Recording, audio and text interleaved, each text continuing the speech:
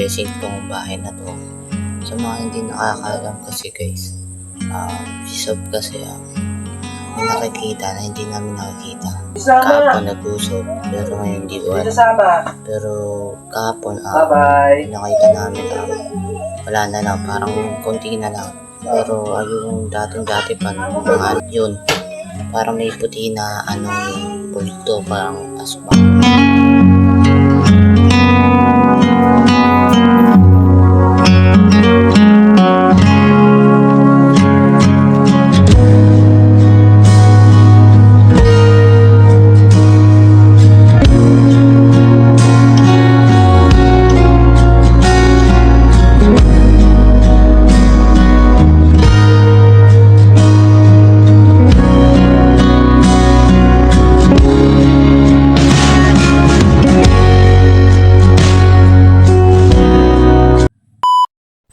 So guys, at mamaya nga pala ay i-blessing tong bahay na to. Sa mga hindi nakakaalam kasi guys, si Sob kasi may nakikita na hindi namin nakikita. Kaya pinasuot kan nung dati pa yon, mga dati pa. Kaya bukas i-blessing to.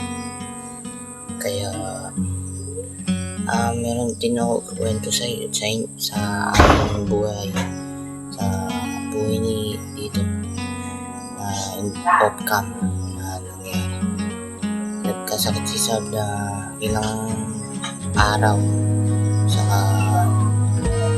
saka din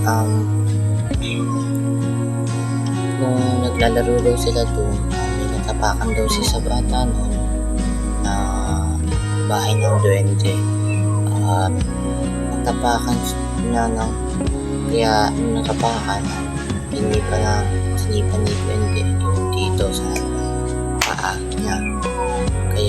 Kaya pala papilay-pilay yung paglakad niya, pilay-pilay. Kaya mamaya i-blessing tong bahay namin. Ay, mamaya bukas pala. I-blessing bukas. Kaya mag-ayos kami dito, mag-general cleaning kami. Sana ay mawala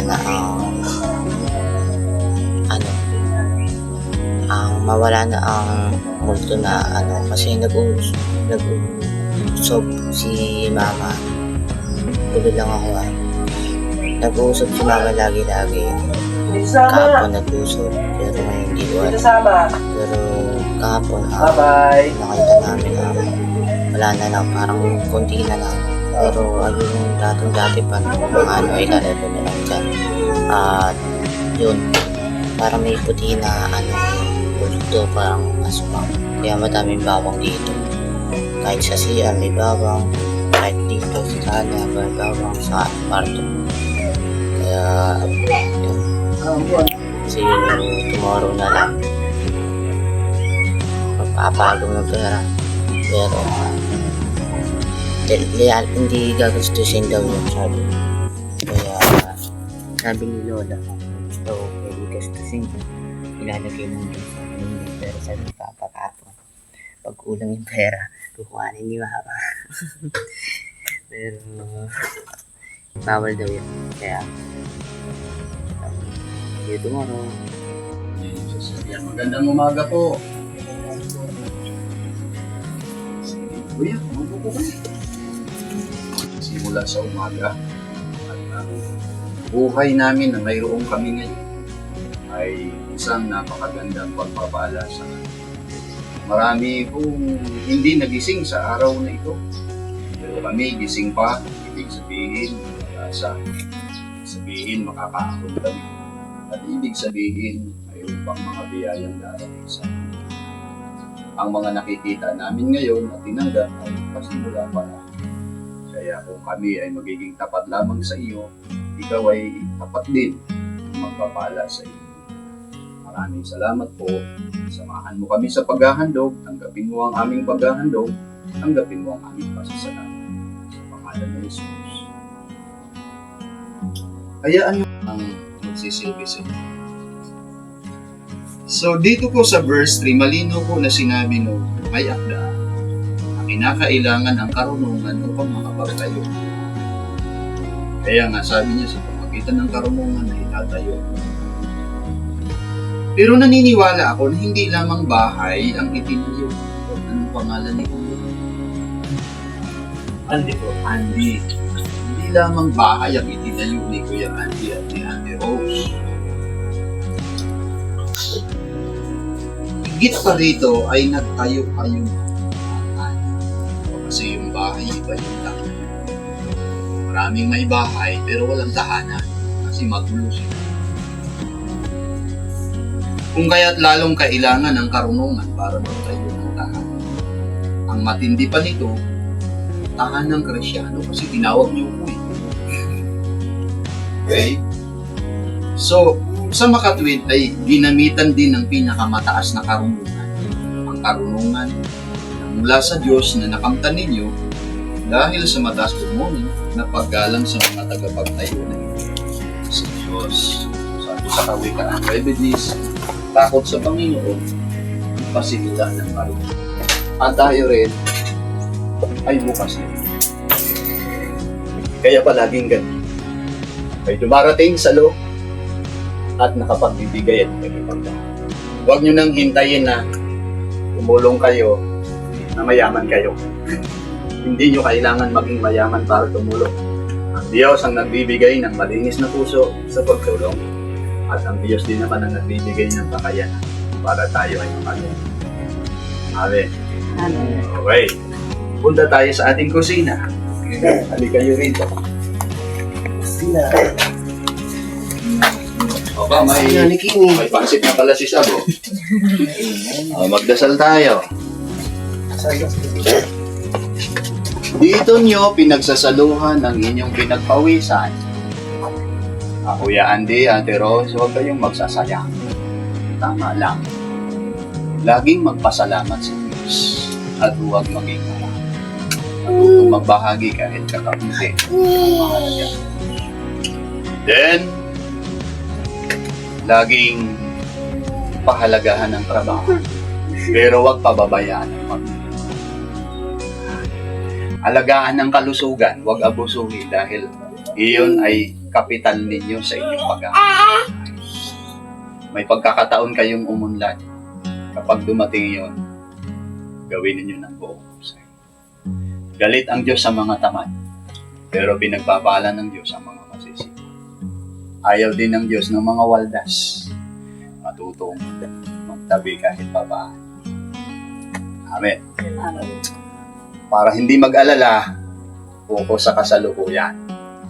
Okay? Para hindi mag-overthinking, para makatulog naman kayo. Okay? So magdasal po tayo.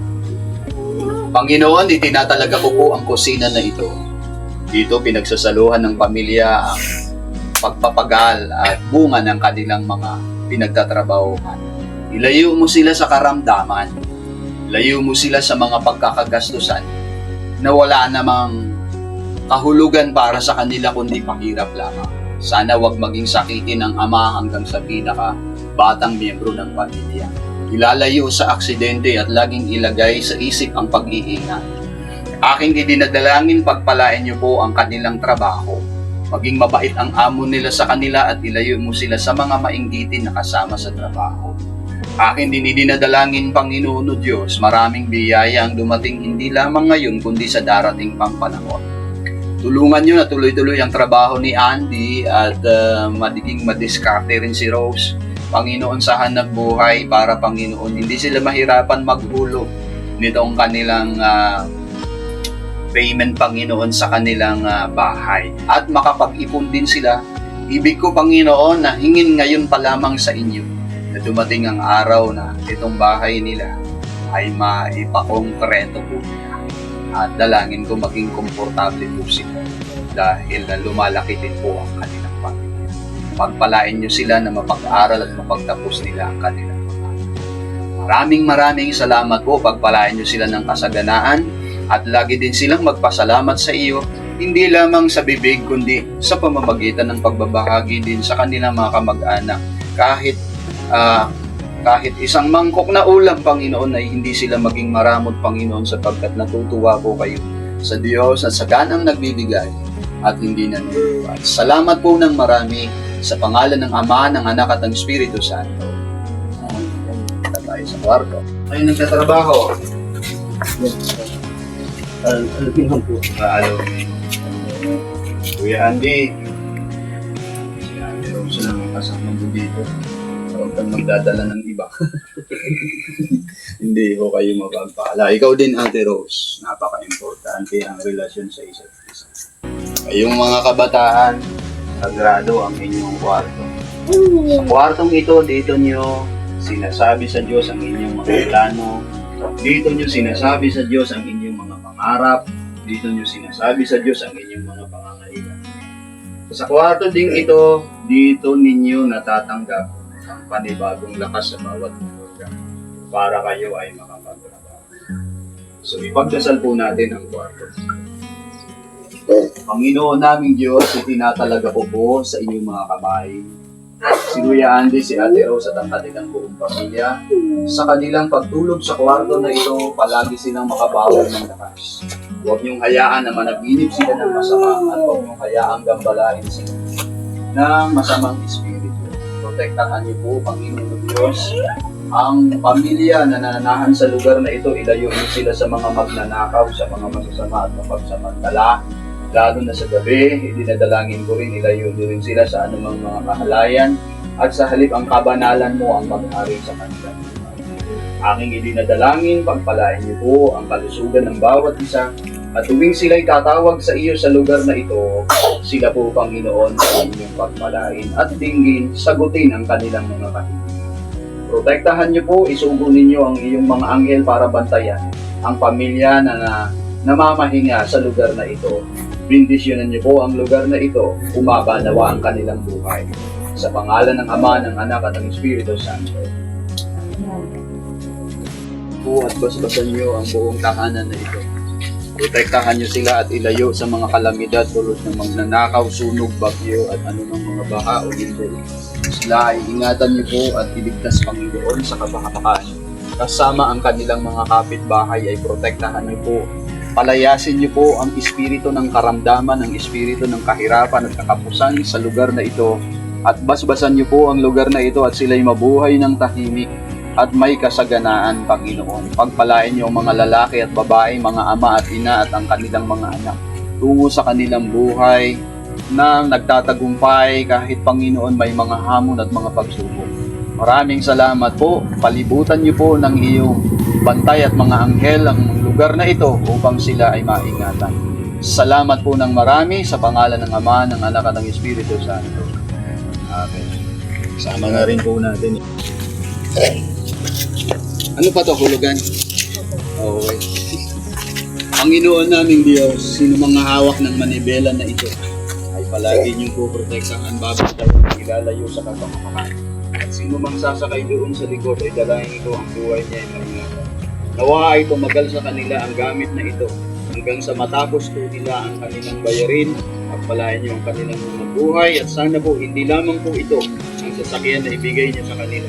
Dumating ang araw nawa na mapagpala ang kanyang mga anak at kinabukasan at magkakaroon sila ng isang sasakyan na kung saan ay silang lahat ay makakasakay at magiging komportable ang kanilang buhay. Tulungan niyo sila na mahulugan nila at maging maganda ang kanilang performance sa kanilang pagtrabaho. Maraming salamat po. Dinadalangin ko po ang lahat ng ito at itinatalag ko po sa inyong sasakyan na ito sa pangalan ng Ama, ng Anak at ng Espiritu Santo. Iyon ang taglay niyang kapangyarihan at ang Espiritu Santo ang mag-iingat sa buhay niya. Dalangin ko na huwag siyang maging alipin at nakagapo sa karamdaman. Dalangin ko na palakasin mo ang kanyang katawan, lumakas ang kanyang resistensya at alagaan mo siyang mabuti. Idinadalangin ko, tinatalaga ko sa iyong mga kamay ang kalakasan at buong kagalingan niya sa pangalan ng Ama, ng Anak at ng Espiritu Santo. Ito ay magdasal. Panginoon, naririto ang pagkain sa harapan ng pamilya. Ito po ay tanda ng iyong katapatan. Dalangin ko, huwag niyo po silang gugutumin. Sama niyo sila kuya at ate. At idinadalangin ko po, Panginoon Diyos, upang sila din ay makapagbahagi sa mga mahal na sa buhay na naman.